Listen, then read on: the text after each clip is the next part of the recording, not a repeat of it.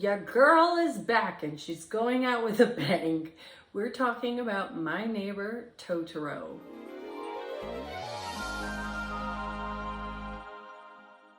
Hello darlings, and welcome to Performance Perspective, where we talk about different shows and then we share our perspectives, and it could be on stage or on the telly.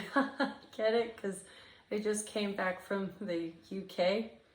Okay, anyways, if you're new, hi, I'm Cara Darling, and yeah, I don't usually sound like this. I am trying to heal. I caught a flu in Amsterdam. Yeah, sounds fancy, feels horrible. The weirdest thing is happening to me is that whenever someone talks to me, it sounds like they're from Munchkin Land, and that everyone, it's almost as if they took a bit of helium. Even when I hear my voice and I edit my videos, the way I feel is like Yzma in Emperor's New Groove, where she goes, "Is that my voice? Is that my voice?" Oh well. Anyways, if you enjoy talking about shows and musicals, then don't forget to subscribe, because today we are talking about My Neighbor Totoro. I was fortunate to go see the show because it has been sold out, but fortunately I had a source that was able to get me a ticket. If you're watching this video wondering if you should see it, don't walk, run to get tickets, because I think the last time I had such a reaction to a performance was when I went to see Wicked live at the Pantages Theater. My Neighbor Totoro originally was an anime that came out in 1988. This story is about Satsuki and her younger sister Mei as they move from Tokyo into an old house in the country with their father and wait for their mother to recover from an illness in a hospital. As the sisters adjust to their new life, they befriend playful spirits in their house and the nearby forest. Most notably, the massive cuddly creature known as Totoro. Now, if you didn't know, Totoro means troll. Nah, but actually, okay, I took Japanese in high school. Does it help me in this case? Not really, but Totoro is troll. So in the movie, when it's in Japanese, Mei, she's about 4 or 5 years old when she goes to her older sister saying, "I met Totoro." The sister says, "Do you mean Totoro?" And his sister says, "No, Totoro." So within the Japanese language, that's the storyline, like how cute, like that's how it got its nickname and stuff. But in the English version, they felt that it would be confusing, because it's like, oh, she just mispronounced what he told her, and it's like, no, she just mispronounced, and they changed the language as far as their nickname for, the spirit. Just fun trivia, I don't know. So yeah, we all just go along and call them Totoros, and look how cute. Stay in this video with me. It's too cute. Okay, I'll scoot over for you, my little friend. Just to clarify, this is not the Totoro. There's actually 2 other Totoros that we see in the show. The smallest white one is Chibi Totoro. The medium blue one is Chu Totoro, who is my favorite in the show, because when he moves and runs, it brought me so much joy. So this is my favorite Totoro. And of course, the big Totoro, the gray one, is O Totoro, or also known as King Totoro. So as much as I want to gush about the puppetry and what I saw, I feel that I would actually be doing a huge disservice to those who go see the show, because if someone told me how they did it or what happens on stage, I would feel like they kind of took the magic away. And also, I don't know, I felt like a kid watching this show, and it really feels as if it came to life. I would classify this as a musical because the production does take the soundtrack from the movie, but the characters don't break into song. It's actually one singer, and they utilize the music perfectly with the scenes you watch. So I do have information about the show being put together. I will say allegedly, just in case.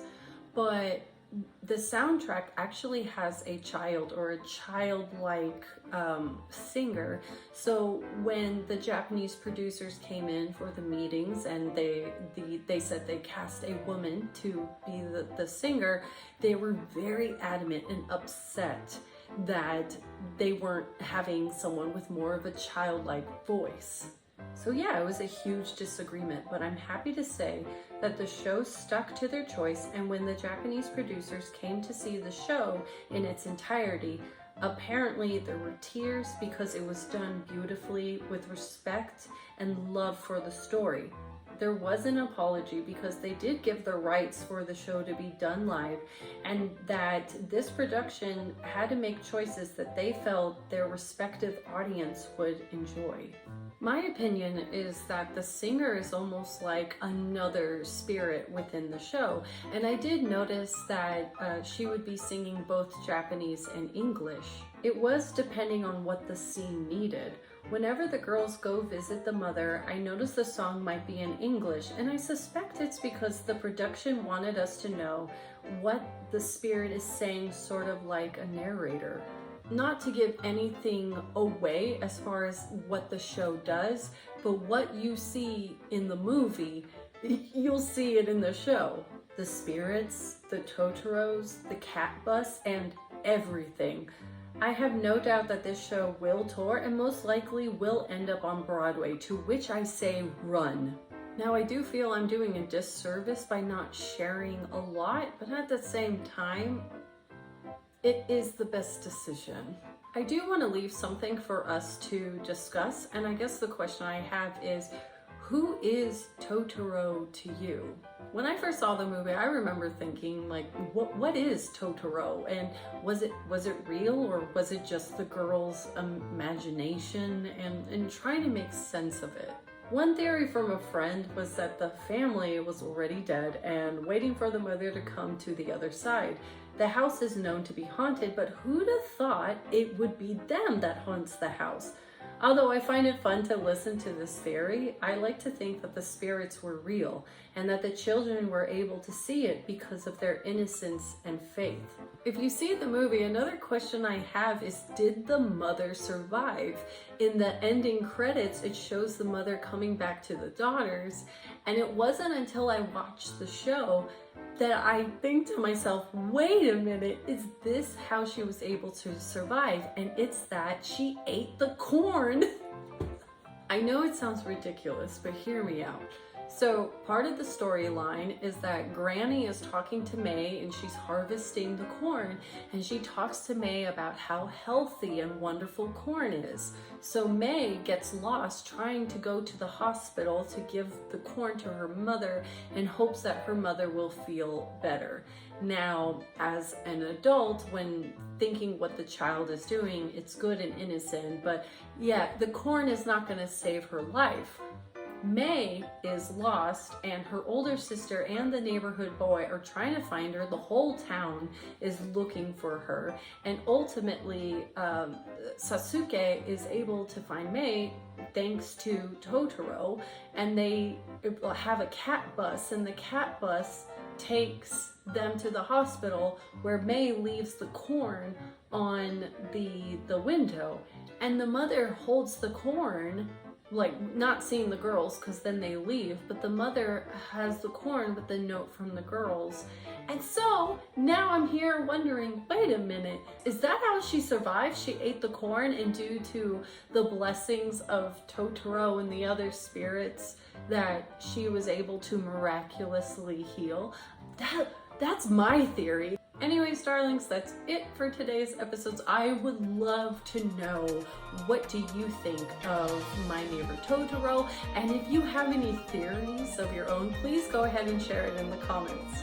And without further ado, stay healthy and take care, darling.